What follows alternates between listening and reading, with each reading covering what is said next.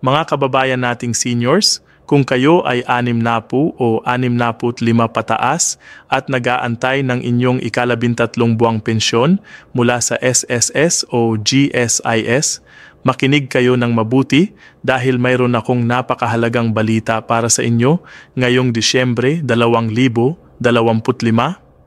Alam ko na marami sa inyo ang nakatingin na sa kalendaryo, nagbilang ng mga araw, umaasa na darating na ang karagdagang pera para sa Pasko, para sa gamot, para sa mga handa, o para sa mga regalo ng mga apo. At alam ko rin na hindi lang basta bonus ang 13th month pension na ito para sa atin, ito ay pagkilala sa lahat ng taon na nagtrabaho tayo, sa lahat ng buwan na nag-ambag tayo sa SSS o sa GSIS. At ito ay tulong na talagang napakalaking bagay lalo na sa panahon ng Pasko kung saan tumataas ang lahat ng gastusin. Pero alam nyo ba na maraming pensioners ang hindi alam na may 2 batch ang release ng 13th month pension? Marami ang nag-aalala na bakit hindi pa dumarating ang kanilang pera kahit na ang totoo ay may specific na schedule para sa bawat isa. Kaya nga ngayong araw na ito, magkukwento ako sa inyo ng detalyado kung sino ang kasama sa first batch, sino naman ang kasama sa second batch, magkano ang makukuha nyo, kailan eksakto ito darating, at paano nyo masusiguro na hindi kayo makakaligtaan. Hindi ito simpleng pag-asa lang, ito ay pera na karapat-dapat sa inyo, at kailangan ninyong malaman kung paano ito makukuha ng tama at buo. Una sa lahat, nais kong ipaalala sa inyong lahat na ang 13th month pension ay automatiko. Ibig sabihin, hindi na kayo kailangang pumunta sa SSS o sa GSIS office para mag-apply. Basta kayo ay aktibong pensioner, retirement, disability o survivor pensioner, automatic na kayo ay tumatanggap ng 13th month pension tuwing Disyembre. Ito ay katumbas ng inyong 1 buwan na regular pension. Halimbawa, kung ang regular monthly pension ninyo ay 5,000 piso, ang 13th month pension ninyo ay 5,000 piso rin. Kung ang pension ninyo ay 10 o 15,000, ganun din ang 13th month ninyo. Walang bago na application, walang dagdag na requirements, walang kailangan na sulatan o pilaan. Ito ay inyong karapatan bilang pensioner na nag-ambag sa sistema ng SSS o GSIS ng maraming taon.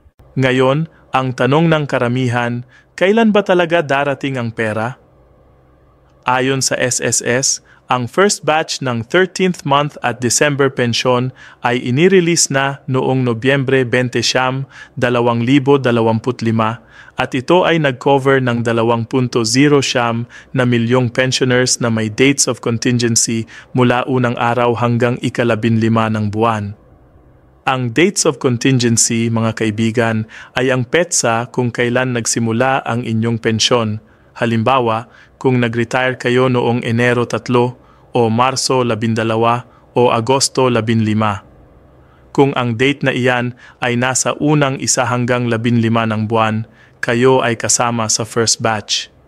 Pero kung ang date of contingency ninyo ay nasa ika-16 hanggang sa huling araw ng buwan, halimbawa Setyembre 20 o Oktubre 28 o Disyembre 31, kayo ay kasama sa second batch na inirelease na noong Disyembre 4, 2025 at ito ay nag-benefit sa 1.52 milyong pensioners. Kaya kung nagtataka kayo kung bakit iba-iba ang oras ng pagdating ng pera, ito po ang dahilan, depende sa petsa kung kailan kayo nag-qualify bilang pensioner. Napakalaking tulong na inirelease ng maaga ang 13th month pension ngayong taon. Hindi na kayo kailangang maghintay hanggang Disyembre 20 o 25 bago makakuha. Ang SSS at GSIS ay nag-coordinate sa mga bangko upang masiguro na makuha ninyo ang pera bago pa man ang rush ng holiday season. Kaya nga, kung kayo ay kasama sa second batch at ang date of contingency ninyo ay nasa 16 pataas, dapat ay naroon na ang pera ninyo sa inyong ATM account, sa inyong UMID card kung GSIS kayo, o sa inyong disbursement account sa bangko by December 4 onwards. Pero kung hindi pa rin dumadating, huwag magpanik kaagad. Minsan may delay dahil sa bangko o dahil sa technical issues o dahil sa dami ng transactions. Ang first step, mag-check ng balance sa inyong bank account gamit ang ATM o mobile banking app. Kung wala pa rin, tawagan ninyo ang SSS hotline o GSIS hotline upang mag-verify. Huwag kayong mahihiyang magtanong, iyon ang tungkulin nila at karapatan ninyong malaman kung nasaan ang inyong pera. Ngayon, tandaan ninyo rin ito, ang GSIS ay may iba pang benepisyo bukod sa 13th month pension, ang Christmas cash gift na katumbas ng isang buwan na pension pero hanggang maximum na 10,000 piso lamang. Kaya kung kayo ay GSIS pensioner, may 2 beses kayong tumatanggap ng dagdag na pera, ang regular 13th month pension at ang Christmas cash gift. Subalit kung ang monthly pension ninyo ay lampas 10,000 piso, ang Christmas cash gift ay capped at 10,000 piso lang. Pero kung ang pension ninyo ay 8,000 piso, tatanggapin ninyo ang buong 8,000 piso.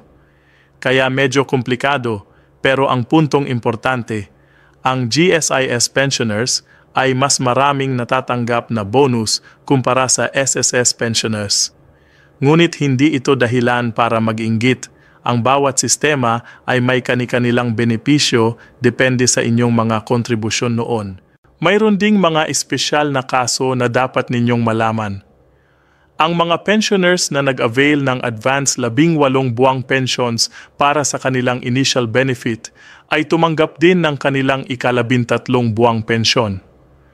Ibig sabihin, kahit na advance na ninyo ang pension, hindi kayo excluded sa 13th month benefit.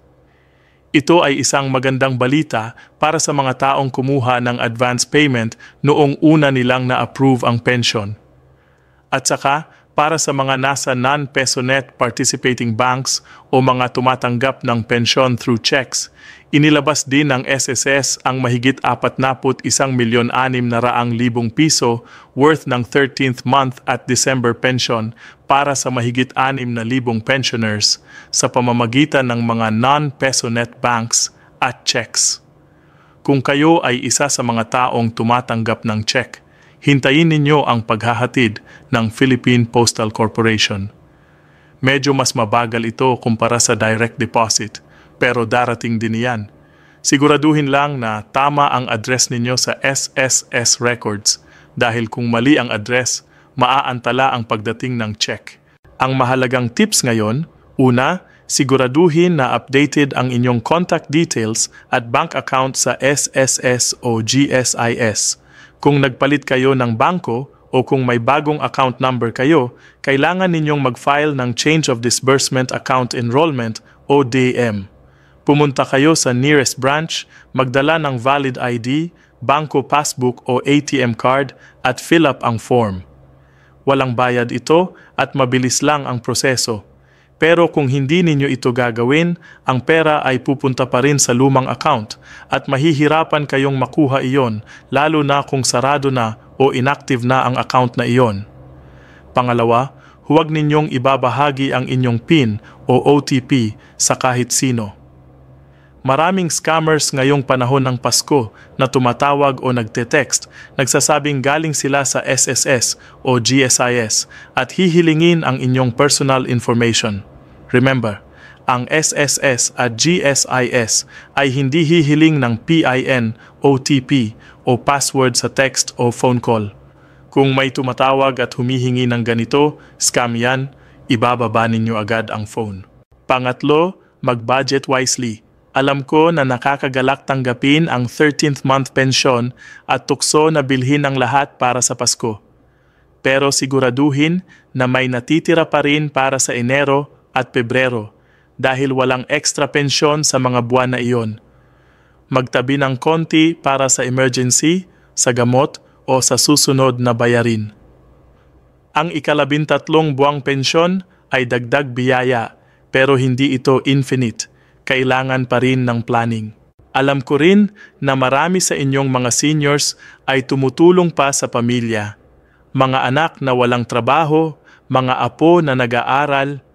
Kaya ang ika-13 buwang pensyon na ito ay hindi lang para sa sarili ninyo, kundi para din sa buong pamilya. Pero huwag ninyong kalimutan na kayo ay priority din. Kung kailangan ninyo ng check-up, ng gamot, ng hearing aid, ng eyeglasses, gamitin ang bahagi ng pera para doon. Kayo ay nagtrabaho ng mahabang panahon para sa benepisyong ito, kaya deserve ninyo ring alagaan ang inyong sarili. Hindi kasalanan na unahin ang inyong kalusugan. Ito ay responsibilidad ninyo sa inyong sarili at sa inyong mga mahal sa buhay na umaasa sa inyo. At isa pang mahalagang reminder, ang ika-13 buwang pensyon ay tax-exempt. Walang income tax na kakaltas dito, kaya ang buong halaga ay mapupunta sa inyo.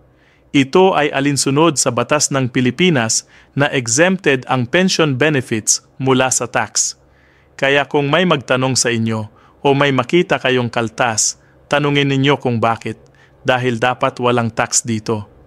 Minsan may kaltas lang para sa health insurance premiums o loan payments, pero never dahil sa income tax. Kaya kung may nakita kayong discrepancy, agad na magtanong sa SSS o GSIS para malinaw. Sa katapusan, mga minamahal kong kababayan, ang ika-13 buwang pensyon na ito ay simbolo ng pagpapahalaga ng gobyerno sa ating mga senior citizens. Ito ay pagkilala sa inyong sakripisyo, sa inyong pagtatrabaho, sa inyong mga ambag sa lipunan. Hindi lang ito pera, ito ay respeto, ito ay pasasalamat, ito ay pag-alaala na kayo ay mahalaga. Kaya kung hindi pa dumadating ang inyong pera, huwag magpanik, check your date of contingency, verify your bank account, at contact SSS or GSIS kung may tanong. Kung dumating na, gamitin ito ng maayos, balance ang saya at responsibilidad. Mag-enjoy sa Pasko kasama ang pamilya, pero mag-ipon din para sa kinabukasan. At lalo na, tandaan na kayo ay hindi nag-iisa. Maraming kapwa seniors ang dumadaan din sa parehong proseso at tayong lahat ay tumutulong sa isa't isa. Maligayang Pasko sa inyong lahat at sana'y pagpalain kayo ng Diyos sa taong darating. Salamat sa pakikinig at sana ay nakatulong ang video na ito sa inyo ngayong Disyembre 2025.